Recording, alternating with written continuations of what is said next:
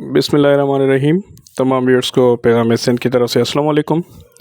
Viewers, उम्मीद है आप खैर खैरियत से होंगे और अपने अपने जॉब्स की तैयारियों में मसरूफ़ होंगे, क्योंकि जो नेक्स्ट मंथ आने वाला है, बल्कि स्टार्ट हो चुका है, ये एग्ज़ाम्स का महीना है।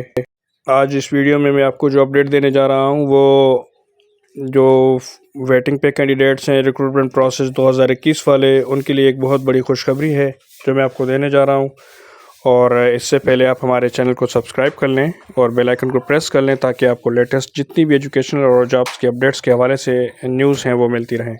तो दोस्तों, सिंध हुकूमत ने आखिरकार जो रिक्रूटमेंट और प्रोसेस था जो कि फ्रीज़ कर दिया था इलेक्शन से पहले, और उसमें ये उन्होंने लॉजिक दी थी कि इलेक्शन कमीशन की तरफ से जो भी भर्तियां वगैरह हो रही थी उनको उन्होंने फ्रीज़ करने का नोटिफिकेशन दिया है, लिहाजा ये रिक्रूटमेंट प्रोसेस भी फ्रीज़ कर रहे हैं। तो अभी सिंध हुकूमत ने फ़ैसला कर लिया है कि जो रिक्रूटमेंट वाला प्रोसेस है उसको अनफ्रीज़ कर रहे हैं वो लोग।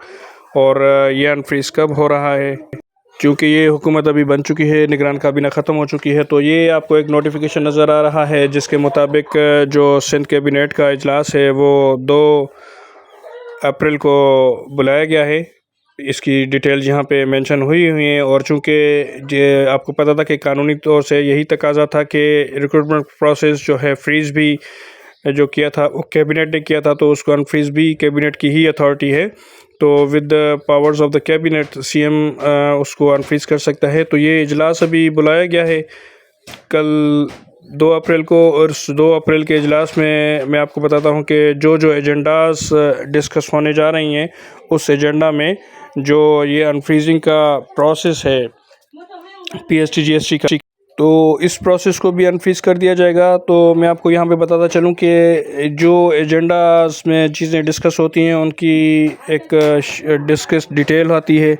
उस डिटेल में जो एजेंडास डिस्कस होने वाले होते हैं उनकी पूरी, तो हर डिपार्टमेंट अपनी अपनी एक डिटेल लिस्ट शो करता है कि किस किस डिपार्टमेंट की जो चीज़ें हैं वो डिस्कस होंगी और उस कैबिनेट का हिस्सा होंगी। तो मैं आपको बताता चलूँ कि इसमें जो नेक्स्ट इजलास है उसमें जो तफसीलात हमारे सामने हैं उसमें 5वें नंबर पर जो एजेंडा टू डिस्कस है उस एजेंडा में क्लियरली मेंशन हुआ है कि जो रिक्रूटमेंट प्रोसेस आईबीए का 2021 वाला जो कंटिन्यू था और जिस पे बैंड लग गया था, फ्रीज़ हो गया था, उसको अनफ्रीज़ करने की रिक्वेस्ट जो है एजुकेशन डिपार्टमेंट की तरफ से सीएम सिंध को और कैबिनेट को की जाएगी।